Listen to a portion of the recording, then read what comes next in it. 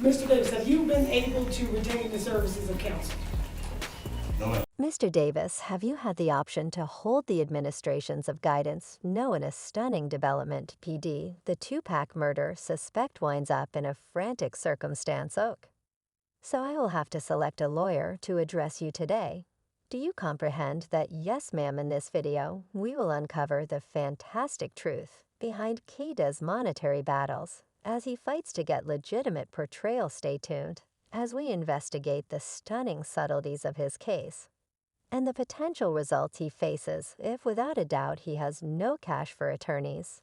This could be farewell, everlastingly no legal advisors in the realm of high-profile criminal cases. Having a gifted and experienced lawyer close by is urgent anyway for KEEFE, the supposed Tupac murder. Suspect this fundamental help is by all accounts getting past him because of his critical monetary circumstance lawyer, Ross Goodman, who is at first set to address KEEFE.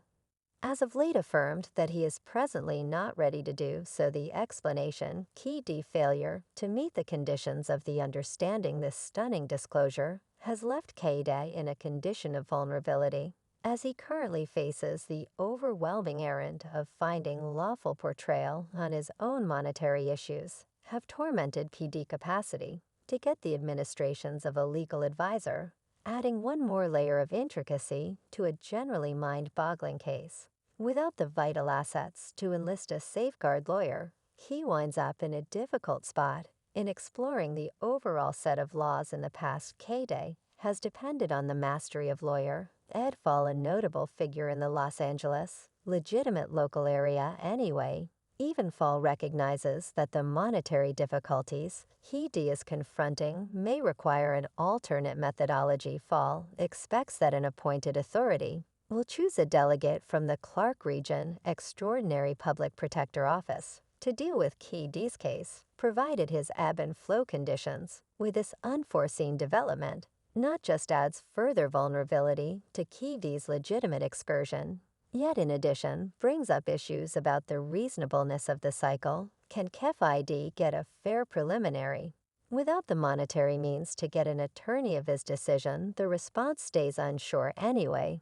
This new data has raised worries about KEEFE's monetary circumstance, regardless of not being important. For the rundown, KEEFE figured out how to gather a fortunate fortune all through his lifetime. Different web-based sources gauge his total assets to be around $2.5 million.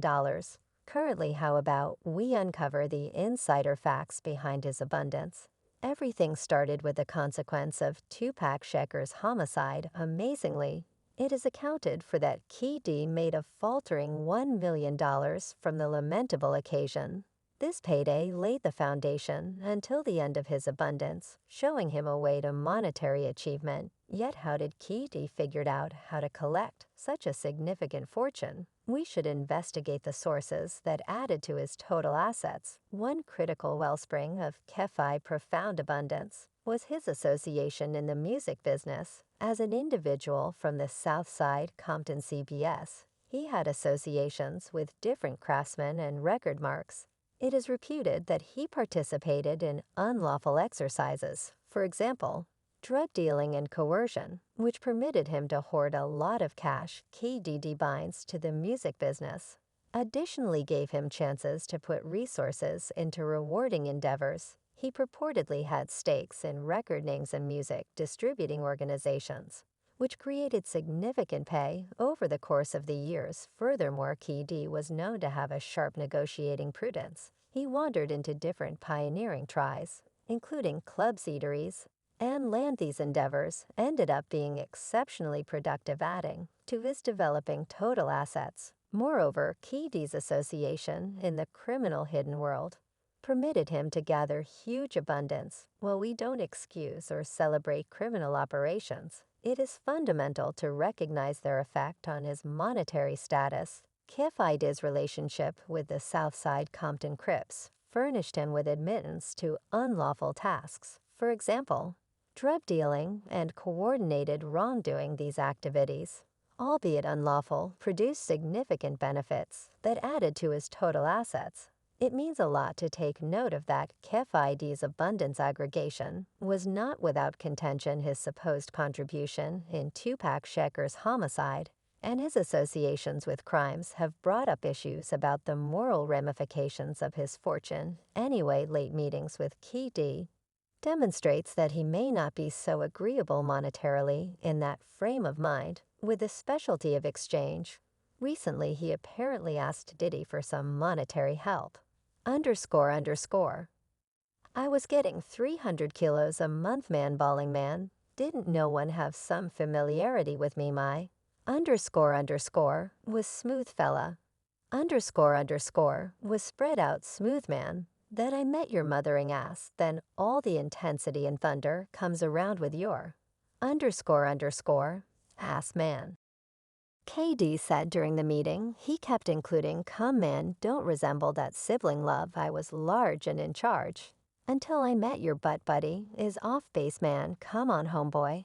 I really want something, give a canine a break, or something sitting up there discussing you daddy love, show us some affection, KEEFE ID guaranteed that he was once carrying on with an existence of extravagance, with a consistent stockpile of 300 cause of medications each month, yet everything changed when he ran into Diddy KEEFE de cases of carrying on with a luxurious way of life and being large and in charge. Before his supposed dealings with Diddy have left many paralyzed, it appears to be that their experience achieved a flood of intensity and inconvenience. For KEEFE D, the meeting with the craft of exchange started responses from a ton of rappers, and everybody intrigued by this colossal case. Even renowned rappers like 50 Penny couldn't resist the opportunity to say something regarding what is happening, taking to Instagram to share his response to KEEFE request, copying KEEFE ID's announcement. 50 Penny inscription, the post-Elmau sibling love, shows some adoration. He even recommended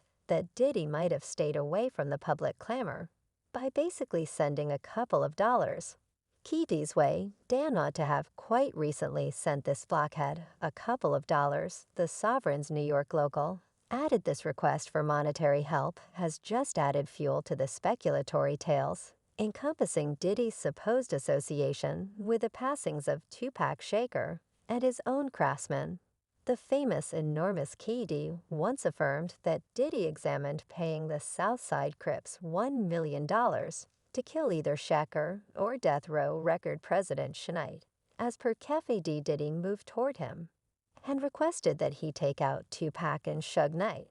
The record mark manager, these cases have been rehashed on numerous occasions, and in a recording of a LAPD interview, KEEFE Day seems to let investigators know that Diddy called a hoodlum partner of theirs named Eric Vaughn, compressed soon after Tupac's shooting, to ask about their association. Incredibly, KEEFE ID charges that when Diddy learned it was their escort who shot Tupac, he was cheerful as damnation. In his book, Compton Road Legend KEEFE, they gives chilling subtleties of the supposed discussion with Diddy. He reviews a day in New York when they were out together eating pastrami sandwiches and drinking pink champagne. Diddy, referred to then as Puffy or Puff Daddy, supposedly told KEEFE, I want to address you, enormous canine. The two moved to one side, and Diddy uncovered his goals. I have several issues I should be dealt with, huge Chief Schneid and Pac KEEFE cases. He answered without a second thought,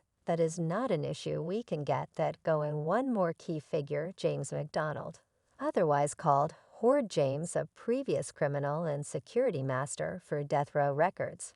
James has affirmed the bits of gossip, encompassing Diddy and others, putting a cost on Suge Knight and Tupac's head. In an elite meeting, James uncovers that during the serious competition between Terrible Kid Records on the East Coast and Death Row Records on the West Coast, pressures were at an unsurpassed high. He unveils that everybody had a cost on their head during that time as the conflict between the two record marks raised. James makes sense of that the circumstance was unstable to the point that ending a day-to-day existence or turning to brutality turned into an expected result. He states around then taking life didn't make any difference. It didn't make any difference. Beating a fucker's butt didn't make any difference. Nothing had any meaning.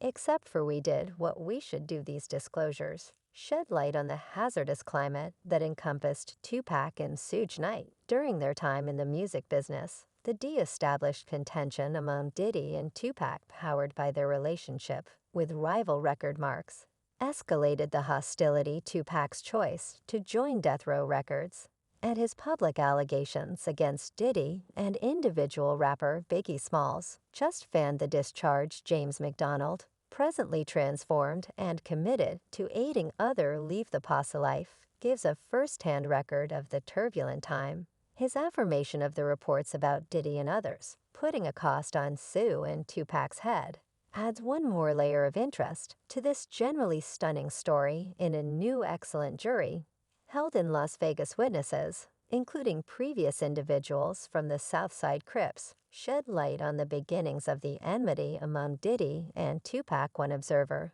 who used to be an individual from the Southside Crips close by Key D, uncovered that confinement started after Tupac joined Death Row Records. As per the observer, Tupac blamed Diddy and individual rapper Biggie Smalls of being behind the assault that left him shot in the past. These observer declarations verify the cases made by Key D.